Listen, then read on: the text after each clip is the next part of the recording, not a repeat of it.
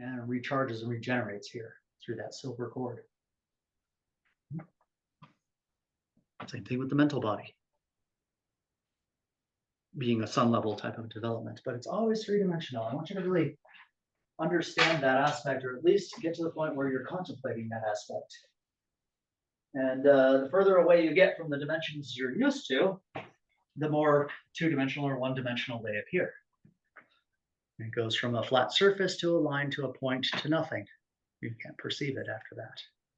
Now,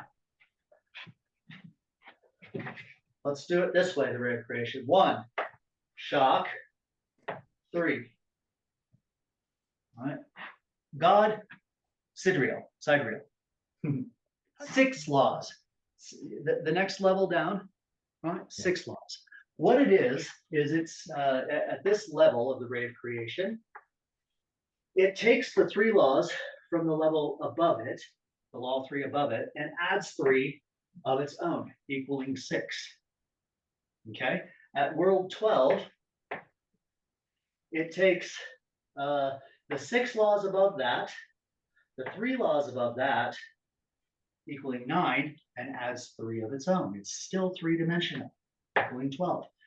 Same thing with 24. 24 grabs 12 laws from above it, 6 laws above that, 3 laws above that, and adds 3 of its own, all the way to 96 or 768 or however far you go in it. Right? That's what I mean, that you're only under 3 laws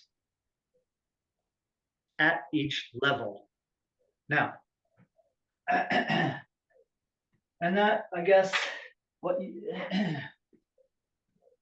that's what you could call the general law. At every level, it's a general law. And what it says is that you're under the governance, order, and dominion of that environment. Governance, order, and dominion of that environment. So what does it mean to evolve? What it means is shedding those 3 laws and being able to step up in the ray of creation, like, for example, leaving the circle of unconscious humanity and becoming conscious at a planetary level. Now you're on equal footing with her. But you're still subject to 3 laws and all the ones above them. Here's another way to look at it. Got a center of the galaxy, our Milky Way galaxy, right? All of the stars are under the governance, order, and dominion of that galaxy. Come down to our solar system, and you have a sun, which is a member of that galaxy, still orbiting, 24,000 years or 22,000, something like that, orbiting the center of the Milky Way. And around that, you've got planets that are orbiting that sun, that are orbiting the galaxy, you see, just like that. And then around individual planets, little tiny things, individual planets, you've got moons that are orbiting the sun, that are orbiting around the center of the Milky Way galaxy. So can you see from this example, as you go down the ray of creation, you're subject to more and more orbits. Yeah. A moon is orbiting the planet, that's orbiting the sun, that's orbiting the Milky Way, that's orbiting the center of the universe. It's a lot of laws. That's a physical manifestation of what's going on. Make sense? Yeah. You got the idea. This will be useful someday. It really is. Now, that's called the general law. You serve the domain in which you live. And if you're the kind of person that gets up in the morning, takes care of the mundane things, goes to work without a conscious thought throughout the day, comes home, turns on the television, sits there, veggies out, right? Space out, veg out, whatever the case is. Get tired, go to sleep, dinner and everything else in between. You got the idea, though. If you do this day after day after day after day after day, you are definitely lunar. You are under the governance, order, and dominion of the planet, and you're doing exactly what it needs you to do, not what the universe might need you to do, but what it needs you to do. It needs you to produce a certain kind of force yeah, that feeds the moon and feeds the planet, those kinds of things. You're literally a processing machine. You take in impressions, you take in air, you take in physical food, and you excrete through manure, yeah, in that case, carbon dioxide, which helps to feed other aspects of the planetary life, and dreams, which helps to feed the electrical forms of the planet, like fairies and elementals.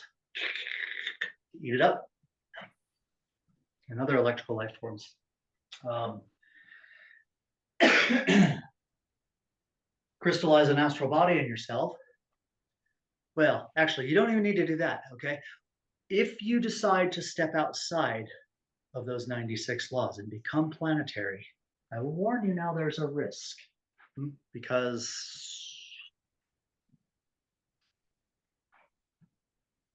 let me conjure up a good analogy. You're a janitor in a corporation, sweeping the floors and all this type of stuff. And all of a sudden, you decide to sit down at a desk, power on a computer, and start doing the accounting. Now, how long do you suppose it's going to take for someone to come along and say, wait a minute, what do you think you're doing? Right? Get out of that chair, get back to sweeping and mopping and cleaning the bathrooms and all that type of stuff. That's not your job. It's exactly what the planet does. Once you decide to step out of the role of life that you've been assigned, trust me, you've been assigned a role of life. Step out of that and try to serve a higher purpose in creation. In other words, become a planet yourself in your own form. They come along, try and grab you by the ear and drag you back to what you were doing. Not your job, not your place. However, let's say that you actually do a good job accounting. In the 10 minutes that you're sitting there before the security guards come along, you discover that somebody in the company has been embezzling millions of dollars, and you discover it in this short time, and you expose it. Well, now you're going to get someone's attention from higher up. They're going to go, hang on a minute, this janitor just exposed Fred down there as embezzling millions of dollars. Maybe, just maybe, the janitor is not being utilized to his or her full capabilities. Let's put that janitor in accounting. See what else that janitor can do. Now he's no longer a janitor, he's an accountant, is he? And then he begins to tell people what to do. From the accounting department, he steps into another role and says, okay, I want you to do the profit and loss statement. I want you to do the balance of general ledgers. I want you to take over accounts receivable. I want you to go into collections, you see, and he begins to take charge. Now he steps out, see, organic, right? Now he steps out of the role of an accountant and becomes a manager. Yeah. And same thing, what the fuck are you telling me to do, right? Why do I have to go to accounts receivable? Yeah. But what if he does a good job as a manager and puts people in their roles and makes things a bit more productive and a bit more organized for the company? Then he gets a job as a manager because something higher up in the ray of creation of corporation, the ray of corporation, says, not bad. Good job managing. You're now a manager. This is the way that it works, okay? But be prepared for this aspect of something or someone grabbing you by the ear and trying to drag you back to where you are, because that's the nature of how it works. How does it show up in a planetary existence, or in a lunar existence, I should say? Several things can happen. Your finances can go to shit, right? Something like happens and things just begin to crash and burn around you. You got to go and take care of that type of stuff. But don't lose your focus. Okay. If it can't get to you personally, then it begins to impact your friends and family because they're lunar, or potentially. All right. I'm not downgrading your friends and family. I'm just giving you an analogy. Okay. But if they're in that role, the planet will influence them, and start to cause trouble in your life. friends and family no longer like you, no longer behave normally, no longer behave the way that they should, sort of thing. It's just the way it goes. Right? I mean, okay. Are you up to it or not? That's all. That's all you got to answer. Yeah. Planet's happy with you. Just mechanically. The sun might not be happy about it, but the planet's just fine with it. She doesn't need you to become a solar man, solar lady. She's got one.